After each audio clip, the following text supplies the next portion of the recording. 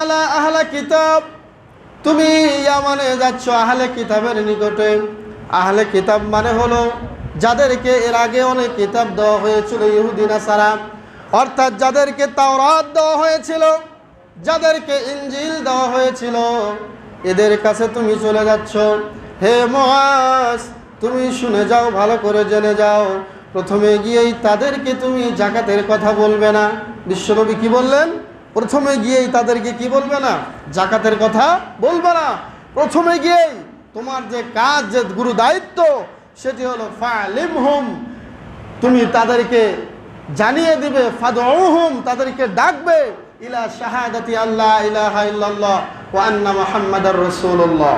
তুমি এই দাওয়াত দিবে যে লা ইলাহা ইল্লাল্লাহ ওয়া আন্না মুহাম্মাদার রাসূলুল্লাহ, আল্লাহ ছাড়া কোনো ইলাহ নাই, মুহাম্মদ সাল্লাল্লাহু আলাইহি ওয়াসাল্লাম আল্লাহর বান্দা ও রাসূল। এই কালেমার সাক্ষী যখন তারা দিবে, ফাইনহুম আতাউ লিযালিক, যদি তারা এটা মেনে নেয়, এই কালেমার সাক্ষী যদি ইয়ামানের আহলে কিতাবরা দিয়ে দেয়, এরপরে ফালিমহুম ইন্নাল্লাহা ক্বাদ ফারাদা আলাইহিম খামসা সালাওয়াতিন ফি কুল্লি ইয়াউমি ওয়াল লাইলা।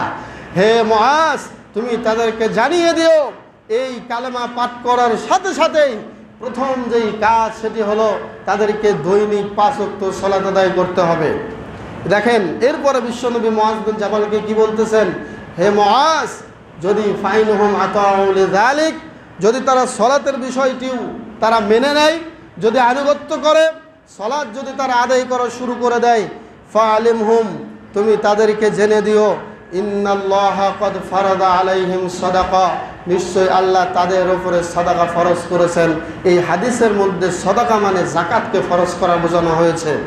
এরপরে বিশ্বনবী বললেন, শোনো, তুমি তাদেরকে আরো বলবে, তুখাযু মিন আগনিয়াইহিম ফাতুরাদ্দু আলা ফুকারাইহিম, এই যাকাত ধনীদের থেকে নেওয়া হবে এবং গরিবদের মাঝে বন্টন করা হবে।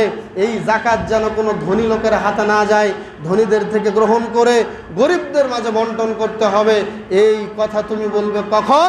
যখন তারা কালেমার সাক্ষী দিবে, যখন তারা সালাত আদায় করবে। আজকে দুঃখজনক হলেও সত্য, বাংলাদেশে লাখো কোটি মুসলমান আছে, কালেমার সাক্ষী দিয়েছে, সালাত আদায় করতেছে, কিন্তু যাকাতের কোনো পরোয়া করে না, যাকাতের কোনো ভ্রুক্ষেপ করে না।